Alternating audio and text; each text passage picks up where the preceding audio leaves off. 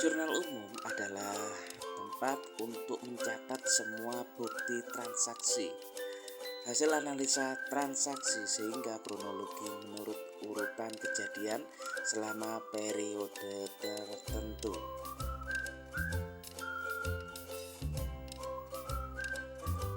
Tetapi kita hari ini akan membahas tentang mekanisme debit dan kredit pada jurnal umum. Apa itu debit dan kredit? Kita lanjut. Setelah bukti transaksi diidentifikasi dan ditandai, selanjutnya pencatatan memasukkan dalam jurnal dengan urutan secara kronologis sesuai dengan tanggal kejadian. Saat memasukkan ke buku jurnal harus memperhatikan dalam mendebit dan kredit. Mengkredit akun tidak boleh salah, harus seimbang. Untuk mengetahui mendebit kredit dari semua penjurnalan, kita harus tahu kelompok-kelompoknya. Ada 5 akun ya. Yang pertama adalah harta. Harta itu bila bertambah dicatatnya di kolom debit. Apabila berkurang berarti maksudnya di kredit. Yang kedua adalah utang. Utang kalau berkurang dicatat di debit, kalau bertambah di kredit. Yang ketiga modal. Modal apabila berkurang itu dicatat di debit. Apabila bertambah akan ditaruh di kredit.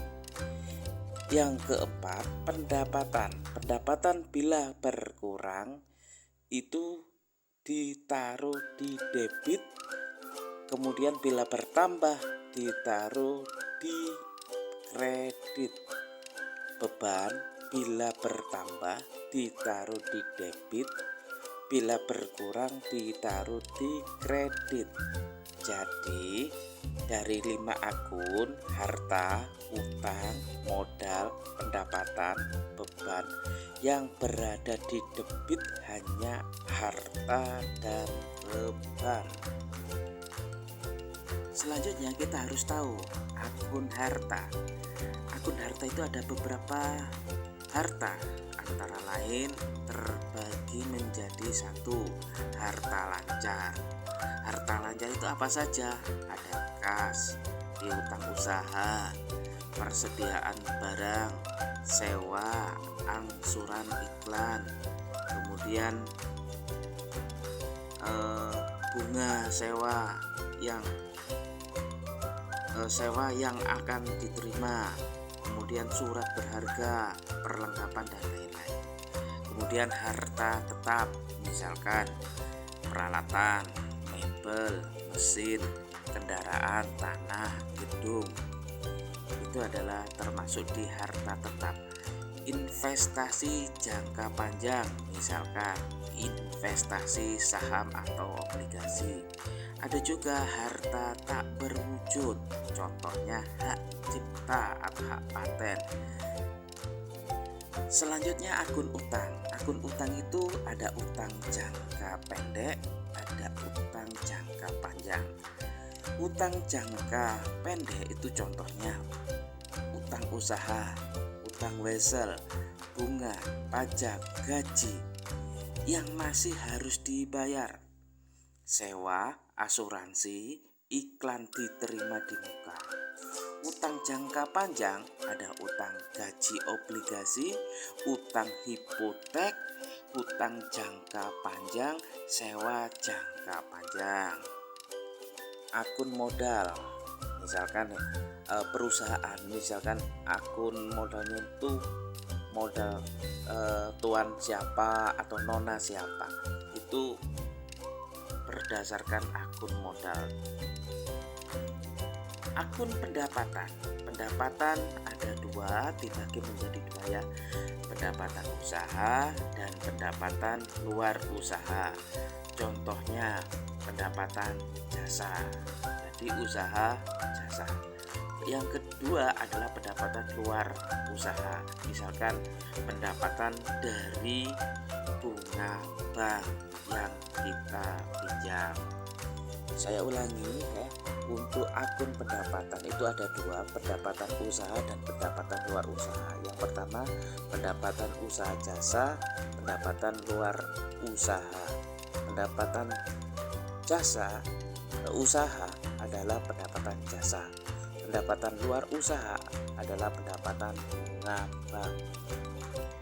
Beban akun beban itu ada dua juga dibaginya menjadi satu beban usaha, beban gaji, beban listrik, beban asuransi, beban iklan, beban penyusutan, beban luar usaha ya, beban admin bank itu juga masuk dalam beban. Baiklah, kita coba dalam materi ini ada soal yang harus kita coba. Kita misalkan penjurnalan ini.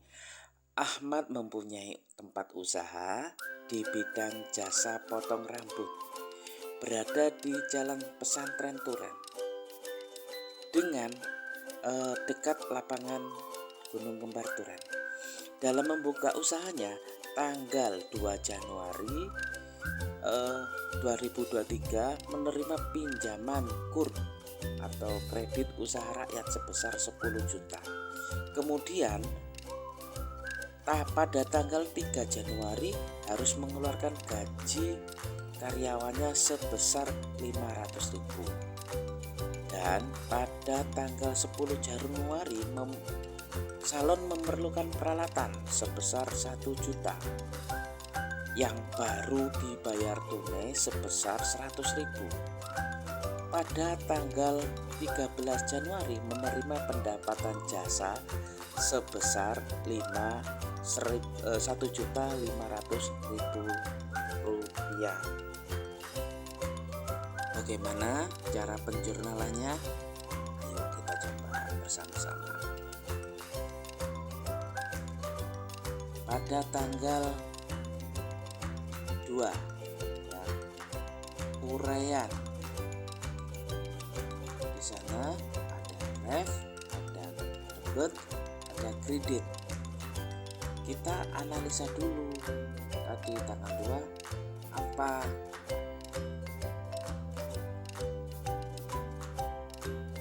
Ada pinjaman KUR, itu masuknya di kas. Kas karena bertambah masuknya di debit sejumlah 10 juta. Akhirnya di sana utang bank, itu berarti kredit. Kemudian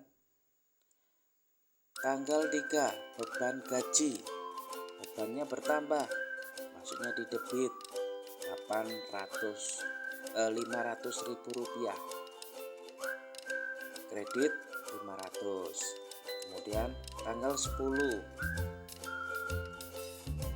membeli peralatan salon, itu dimasukkan di debit 1 juta, kreditnya 1 juta. Utang usaha sebesar 900.000 rupiah. Tanggal 13 kas pendapatan jasa ya.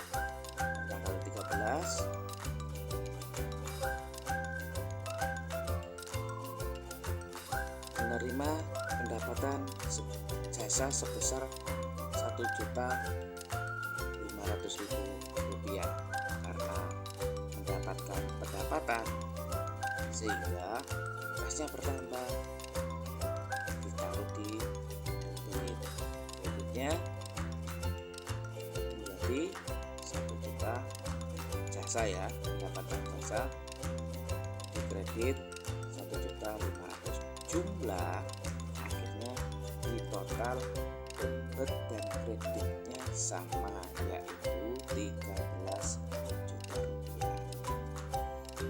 Demikian pertemuan di kali ini, cara penjurnalan transaksi asuransi perusahaan jasa. Terima kasih.